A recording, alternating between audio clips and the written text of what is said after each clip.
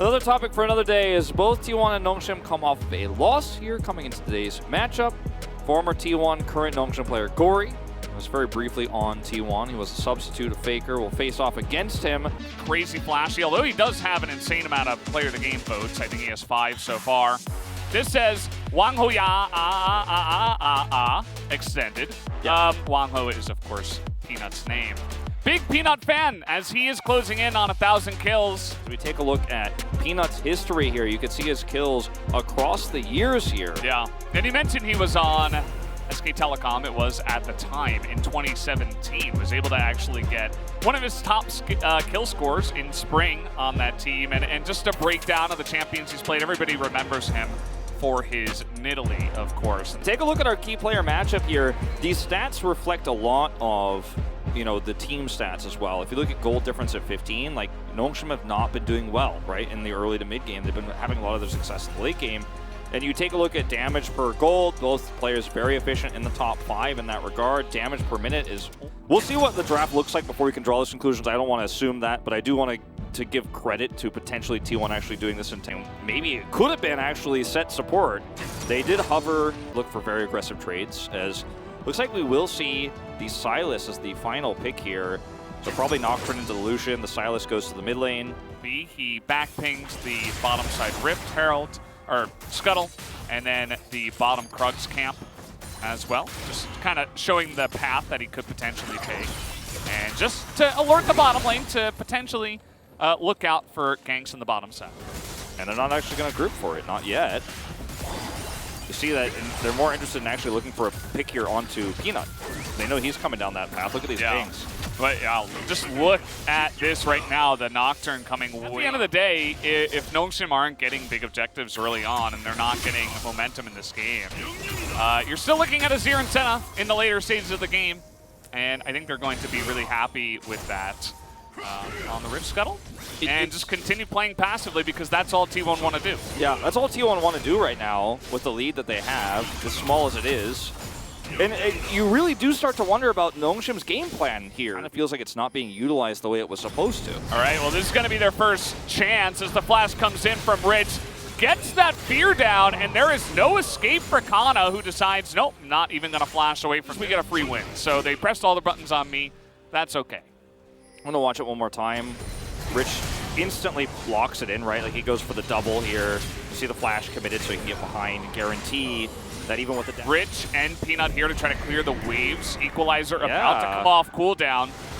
And this should get a charge as the cask is actually spell shielded. We got a one-on-one in the bottom side. Keria is just soloing Ducktom just like that, able to take him out. It all comes on back. The top side, yeah. It all comes back. Comes back to set. We also had a kill though onto Kana, who this time he did flash. In this mid game is once again. Let's see how this happens. Is this just another miss? Oh, nope. He did not actually misinterpret the set health. He just got flashed on. Ducktom flash too on himself. I wasn't going to say anything. You know, I was going to try to be the nice guy here, but nice play by Kellen actually. That was, he really set that entire thing up, trying to punish the aggressor. Yeah. And if he absorbs the pressure for your team, he's going to be enjoying it. Now, Nongshim are going to be able to get this as Keria dodges there, not able to get the phase breaker, but here we go. Faker is here, and Ducktom just hates his life because the one engage is going to watch Faker call for this. 연기 좀만 해봐. 얘도 프리지. 거의 잡았어. 공 아껴봐 일단. For me, like, 연기 좀 해봐, like, can you put up a performance, like, can you act? So big rotation up from Gory, but he's got a nice flank angle here, gonna keep Faker at bay. This is what we wanted to see. Put the push on with the Rift Herald. Do something, you know? Look for the siege. Look for potential plays, but instead it's gonna be Ducktom who has to be devoured. The cast comes out. Keria's taking an insane amount of damage, but easily able to soak that. Oh. Okay, this is one way to do it. There's a lot of damage coming out here from Rich, looking for the solo kill, but Kana splashing the right way, and now with Cuz coming up, they're easily able to isolate him. Oh, Gory comes down here too, so another wasted teleport, and also the flash going down, I believe, for Kana too. I think you're all right though, like, probably Lucian and Gragas would have been okay against the Sylas. Yeah, he flashed over the wall there, so it is a flash for a flash, but oh, this is not a happy time for Nongshim, and I was going to say it's a bit of a familiar. You know, if you're a Nongshim fan, there's still some hope, but in a vacuum, this looks very, very difficult for Nongshim to win. Okay, well, let's see how this Drake fight is going to go down. Nongshim are aggressively attacking it as the Varus is going to smite it with his arrow, it looks like. We're zooming in on a potential engage. The Predator was popped here from the Gragas, but T1 decide, you know what? We're okay with this. It's not Soul Point. We have mid-track here on the mid-lane turret. We're going to get value other than the Drake that you just got. We're going to put up our Azir turret. Okay, here's one thing. They go for it. The aggressive play. The stopwatch is there. The Equalizer got such incredible value as Rich tries to kill Faker, and he will. But he did have to flash for that one, going very deep under that mid-turret. Almost dead. Now T1 actually get that vision, so the 1-for-1 trade favors T1, because again, it extends the game. So we're going to watch this one more time. Look at where Rich and Kellen are. They have to go so deep to make this play. Kellen is the only one who's caught by the Emperor's Divide. You see the Senna ultimate come down, so Duckdom's low. He can't fight anymore, and Rich was going to die no matter what, but they only get one for it. Yeah, I mean, I like that they're trying to go for this. I do not like this positioning, as that's going to be the free kill on the Duckdom. Not sure what's going on with them on this Varus today. Just getting caught out over and over again, not expecting the Senna. And they're going to go in for dessert onto this Baron as Rich looking to frontline, but Faker isn't having any of it. Gory is looking for it. The Equalizer is pretty nice. Faker is burning down, and he's going to go down to the Rumble. The Devourer comes out on the Gory, but look at the frontline. Rich is going to soak so much damage with that stopwatch. He's trying to get onto that back line.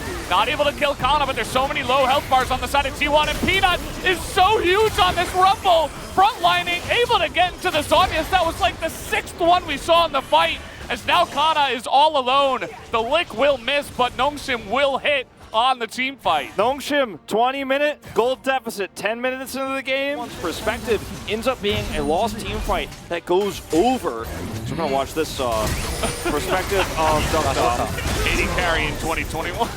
Yeah, I think you said it best. I don't have anything to add. So look at where Gory is here. They have a ward, but it's too late. He steals Faker's ultimate away, and Faker is stuck between a rock and a hard place. You can't actually go to the left because Gory will blow him up. And then while they focus on Gory, the rest of T1, he gets devoured. So you just can't kill him there. Rich does so much with the stopwatch, and T1 spent a majority of that fight doing nothing because Faker was caught between a rock and a hard place. Teddy was not in a position where he could actually do any damage. Rich did everything with that stopwatch, and like you said, Peanut is so fed. You can finally see it when the one up. There were a lot of low health bars, but the Devour value that they got was pretty insane. Not to mention all the stopwatches that were used. As we're having another engage come in, Duckdom this time around, he's got his own stopwatch as he is going to get kidnapped, but this time around, he has his team, and he's able to fight front to back. Now, Gory was in the T1 lineup at the same time as Duckdom gets insane value from the brush, but Faker looking desperately to take down Kellen, and he will. And that is a big pick that could open up. All of this draft still has to be good, right? Like, you have so many tools, but if you don't use them correctly, it just simply doesn't matter. So we're going to see Kana do a ton of damage here, right? And you know, we know how this fight ends. Duckdom is able to kill the set, but Gory gets caught. He's alone there. He's picked. He tried to turn this into something bigger with Rich's paranoia. A little bit of an overextension here from Nongshim. We know Kellen gets picked afterwards. Cuz almost died. Meanwhile, okay, here we go. We're pressing our buttons. We're looking for the set. What does Set do best? He absorbs pressure. He's a sponge, he absorbs damage. Somebody make the Set sponge skin already. As you can throw everything. I mean, they threw so much in. They didn't use the Equalizer, though. As the follow-up cast and the Equalizer does come in. The bird damage is so huge, and Kana goes down. But the follow-up engage from Faker is good. They get the top 10s, but now Faker's all alone. The rest of his team is too low, and Nongshim win a big fight. They're going to be looking for this inhibitor. Oh, and they might be looking for more than the inhibitor here, Valdez. Peanut has had so many games. We're in the early game. He doesn't pop off. He doesn't get fed, but he doesn't die. He does not make mistakes. He does not feed enemy laners. Interesting to see just how insane this damage can be. The poke from, by the way, the Senna ultimate that gets stolen, the piercing arrows, the Equalizer, very obvious. Look at this, deny on the back. Rich is up 3 levels on the Senna up here as Teddy is desperately trying to get away. He will die. That's a pick right there. That set goes in. Keria sets up a massive play with this one, but the Rumble is still alive. Peanut is so scary. But Nongshim are still in firm control of the map. We'll watch this one more time. We're going to go back to this mid lane fight. You see the root comes through. And crucially, the equalizer wasn't used. I wanted to see, Take a look at how much damage this poke is able to do. Yeah, I wanted to see where Kana ends up in this, but he actually goes in aggressively, and then the equalizer catches him on his way out. Yeah. Everyone on T1 is so extremely low after this that Faker being out this far is, you know, a bit of on to as many members as you would like, as we're going to take a look at this play as well. Yep. Paranoia is used, so they have no vision here. They actually back up behind the inhibitor because the Paranoia was used on the top side. I want to see Karya's exact angle he takes for the attack here. Flashes actually for it. That was really well played. Haymaker is so strong. I mean, it does true damage. You have the extra shield. His grip was basically max. We'll see how it works. Like you said, I think T1's comp, it requires some really great execution. As the equalizer comes in, that is big damage, but there's no follow-up this time. You press your buttons, but you got to get the follow-up in there. The Paranoia is used. That's gone as well. Kana is very low, though. I mean, with all the low health bars here, T1 have to take. You might lose the game either way. It's a really terrible situation here for T1. They have such a range problem in this game. Do save damage in this game. Okay, here's an opportunity. Kana's looking for Rich. Rich looking to turn it around, but with the Senna help, should be good. The Fear lasts for so incredibly long. He's going to get the GA. As Gory thinking about getting in there. But Rich will be able to back away, wants to start that fight without vision control, without prio. They have mid prio, but no vision here. Karya looking for the long con play. I like this, but Gory's coming in. The equalizer doesn't do much. Faker has to flash out of it, though. Not a great fight for either team, but Nongshim looking to pounce here. Trying to cut off the minions and stop the mid push. They will be somewhat successful, although they pull themselves apart. And let's see, they're going to pull off of the Baron as Karya not able to find actually as he gets spell shielded. Nongshim are all over the place, but that is a massive equalizer separating Faker from the team, but it does not matter. He stands his ground and is able to stand up to Rich. They take out the Nocturne, but remember the old days of lethality Varus on red side. It's so hard to do Baron against this. Hard. You just get poked down. They cannot clear that. They have a lot of damage. They do have a lot of damage here. Maybe they can ignore the Varus. Equalizer's almost up for Peanut. Yeah, the equalizer will be huge, but it does not matter. The damage comes out from the Varus. There is the equalizer. It burns them down. Teddy has to get out of this one. Cuts finds a massive combo onto the Rumble, but he dies immediately afterwards as the rest of T1 say, no, we're too low. Because without this play, they don't get out like that. It's way, way, way, way harder for them to actually escape. The whole game plan here for Nongshim was actually to trap them or prevent them from coming in as we watch this one more time. But the equalizer here is massive. Faker turns this around. But the fact that they don't finish off the rest of the kills and all that chip damage coming through from Duckdown means that doing this for T1 is still so greedy. They pull it off. We're going to see the Drake taken on live. But watch this retreat path. Cloud Soul.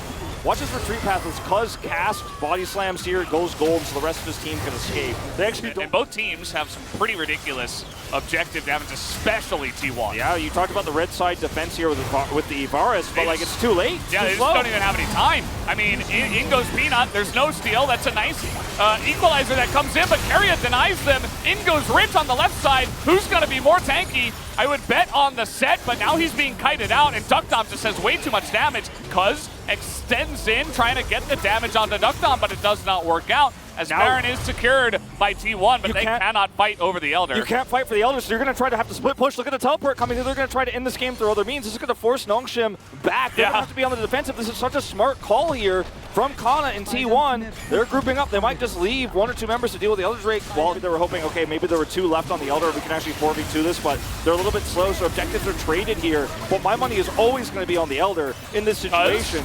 Cuz? Nope. Nope. Not going to happen. I mean, if you go in there and you miss and you just die, and look at that damage. Look at the damage. They have sustain with the Senna, but is it going to be enough? The Paranoia comes in, zones them away for now, and down will go the inhibitor once again.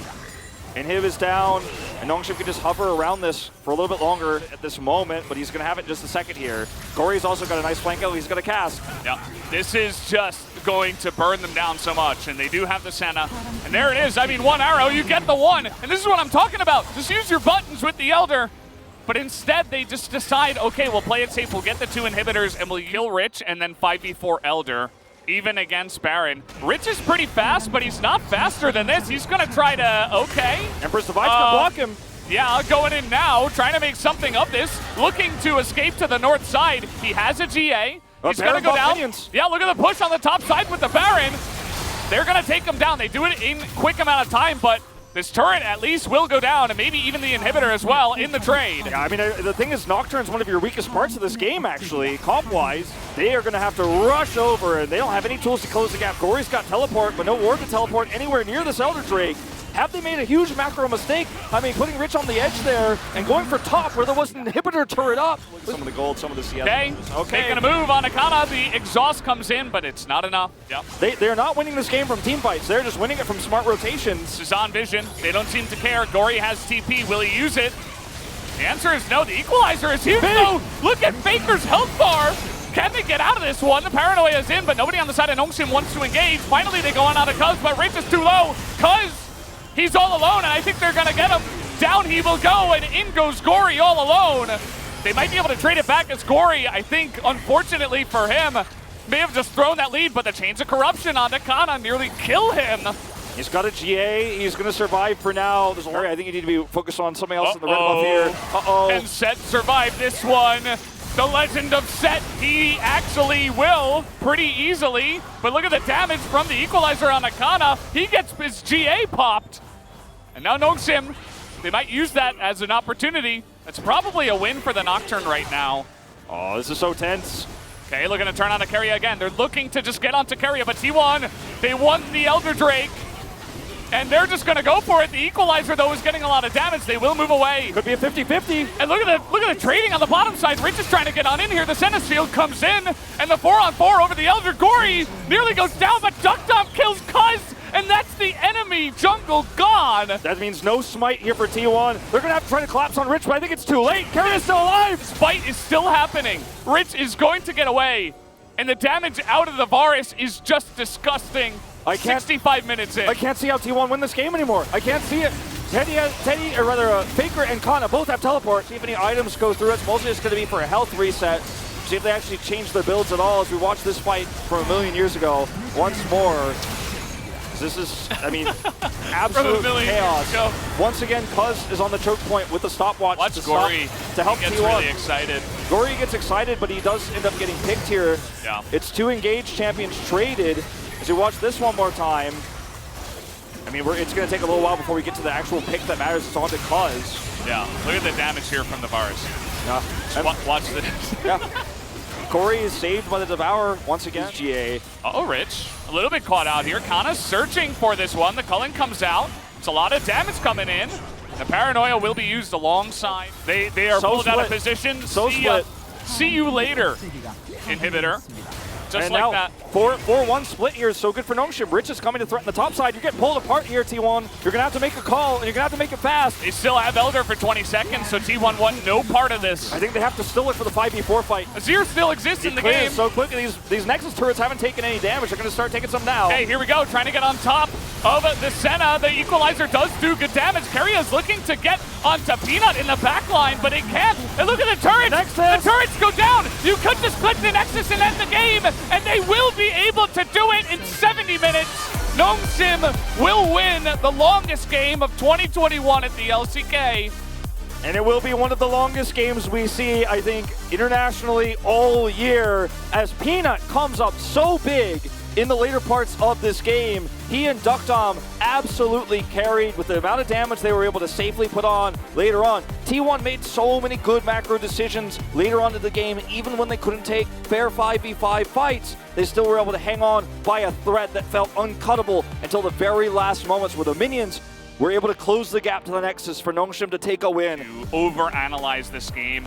Faker will remain, but at the end of the day, it's just one game of a best of 3. T1 can come back.